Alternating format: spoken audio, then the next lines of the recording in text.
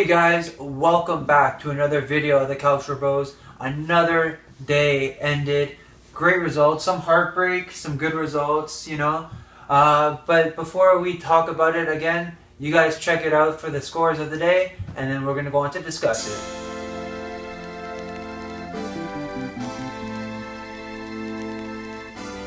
So as you guys saw there, a high-scoring match day, 34 goals scored, and so many goals that were beautiful. Wouldn't you you would say there's quite a few. There were a lot of good goals from Napoli, from even Cagliari, Inter, Atalanta, Juve. So many good goals, and it's starting to show Serie is starting to become a bigger league now. And I feel like even right now it's better than the EPL. And even the bonus league, all those big, and it's showing now. These 34 goals in one day. It's a lot of one weekend. And like you said, I have been lately scoring so many goals per match day, so which is good to see. And would you say probably this is the best season since Calcio, perhaps? They're really recovering. Calcio, even last season was good too. It was close, only 3 points off first place too, which was a big deficit for Roma, but in the end, I don't know. There's some. Even today, we could have won better, 1-0 off a penalty. Still gonna take the 3 points, but. So we'll start off with yesterday's games. There's two yesterday. Atalanta Verona, then Nerazzurri winning 3-0. Atalanta in completely control. They're back to winning ways. Verona still struggling. Let's see what they can do to stay up. And then Inter winning 3-2 to Sampdoria. 2 goals from 2 ex-players in Mauro Icardi and Milan Skriniar. Inter really going. I hate to say it, they were top of the league, man. That hurts. But they're really playing good. Spalletti's turned them into a force once they once were.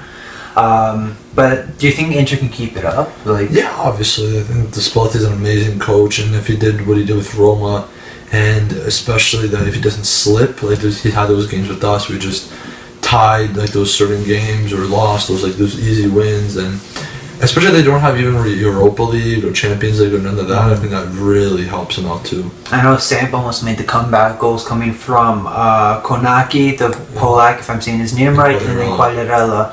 Giving a bit of a scare there, but they still managed to pull away with the victory and go top of the table for the day until today. Napoli regaining top spot after they almost gave up the lead from Genoa, but Mertens, oh my god, he's on fire, that guy. 9 games and with 10 goals, something like that.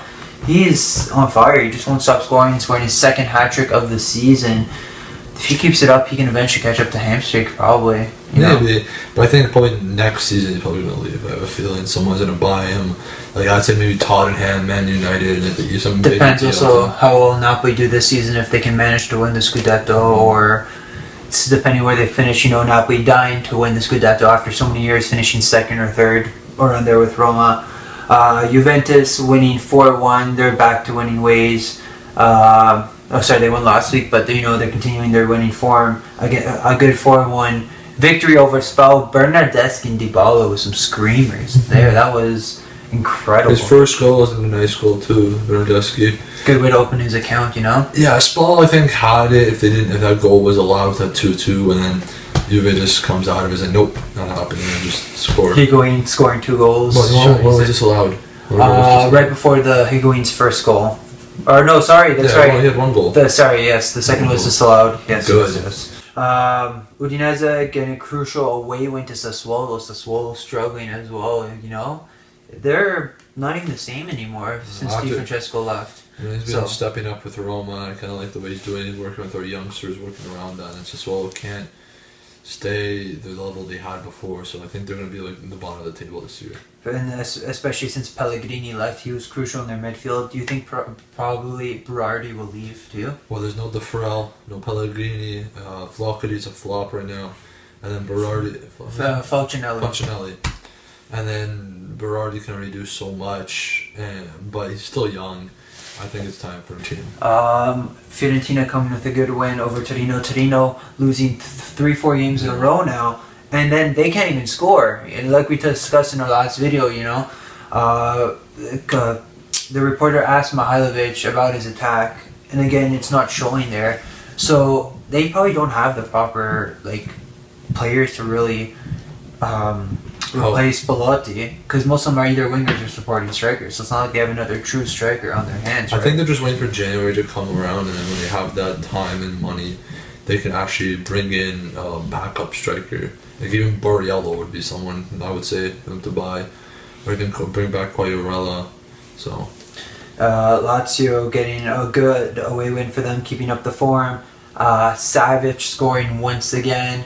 Lulic scoring for a goal that Miranda, it was nowhere to be seen. Don't know why he did that. If you guys see it, Miranda challenge, but he headed it over, so it was just a strange goal, you could say.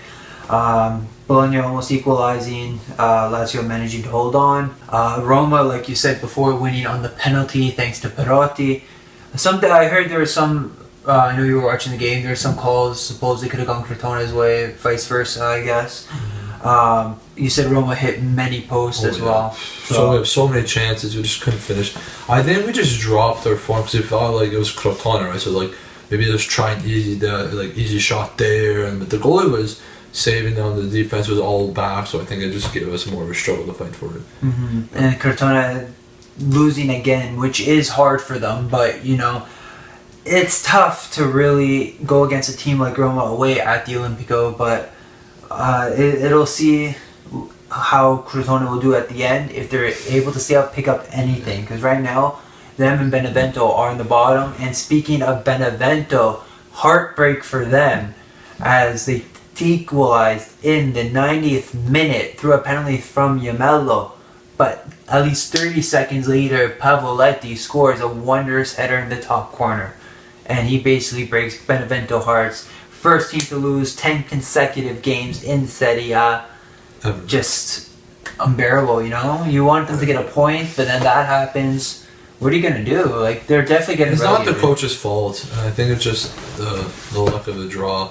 And then it's just the experience of the players. It's not even that. Players can do as much as you can, but you put in, you put out. That's much, I think, how it works. You work so hard.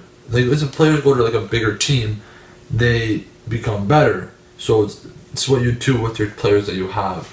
So I think that's what they're doing now. It's just kind of not working. And I guess because of the budget they have too, it's tough for them to really buy not world-class players, but players from the mid-table teams to help, stabilize their team a little and bring a little more experience from Serie A. So they probably can afford many. So that doesn't help either.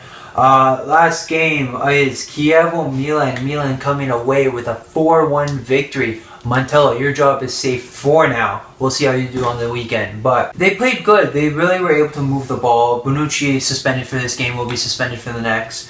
They worked well. The one giveaway, though, Kessie did to allow Chievo to score is one of the few negatives of the game, but they were really able to move the ball, really able to play with a high-tempo attack. Do you think the way they played, they still have a chance against Juve, probably? I think with Bonucci out, yeah, because I think he's the player that makes Milan struggle. They're always trying to, I guess, improve on him and their defensive line, and I think just having that freedom instead of just listening to him and doing their own thing but Juve's gonna just be Juve and do their own thing, but I guess to a point where you could maybe come with the draw. So yeah, it will be a tough game. We'll see again for Montella and what formation he does play. We did notice the 3-4-2-1 worked a little bit better than his flat 3-5-2, but we'll see how Juve come out, how Milan come out. It will be a good game. Watch out for a live reaction for that game too. I will probably have a Juventino with me, so it'll be a bit of smack talk there. We'll see. Who would you say player of the day? Mertens. Yeah, that's a bit. Or Icardi. Man, there's a lot of players. There's, oh my god. Yeah, I think those two may be the biggest two. I would probably go with Mertens. That guy just won't stop scoring. He's a scoring machine. 2 wondrous goals, out of his 3. So I think with him, Napoli really do have a chance at aiming for the Scudetto, being the top. I know they're struggling a little in Europe right now, but in Serie A, they can be dominant. They can be the force that, will probably end Juve's dominance, I say. Them or Inter, but I say Napoli because they have been together longer than most of the players on Inter. Right? Goal of the day, your opinion. Bernardeschi. I'm going to go for that first goal. Happy for him. It's like a Maicon goal against Juve. Chest, knee, shot, top corner. It's my goal. Great. It was a great volley, great pass from, don't know who it was to be honest, but it was a good pass to him to able to control and volley it in the top shelf. Like we said, there are a lot of great goals, but for us, that's the best one. We do have a vote going on right now on Twitter between Bernardeschi, Mertens' second goal, and Pavoletti's wondrous header. So check it out, guys. I want to see who you guys think have the best goal of the weekend. Before we end off our video, we need to do our preview for round 11 for Serie. Here are the fixtures so you guys can check it out.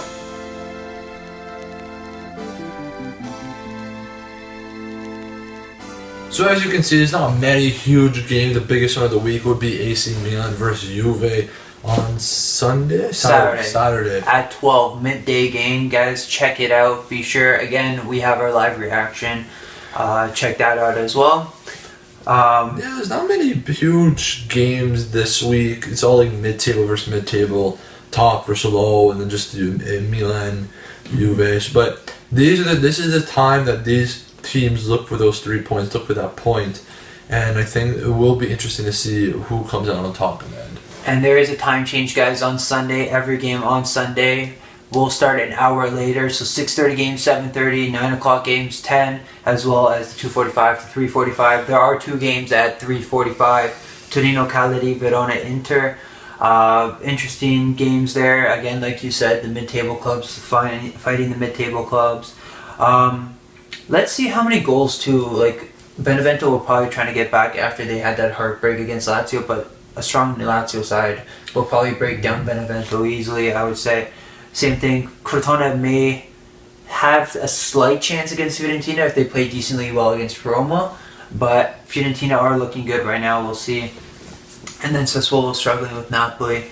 Napoli again will probably put a couple past Sassuolo. And then Torino, Cagliari, let's see if Torino can score and win a game, perhaps. We'll see what happens. Yeah. Let us know who you guys are excited for this week. Obviously, the bigger games is Milan and Juve, but other other games, who do you think would come on top? Who do you think would be the more shaky? Again, follow us on Twitter, Calcio_Bros. Subscribe to our YouTube channel, and look forward to seeing you guys soon. And check out, we're going to have something else in the works soon, so follow us to hear what it's all about. Hear from you guys soon. Ciao.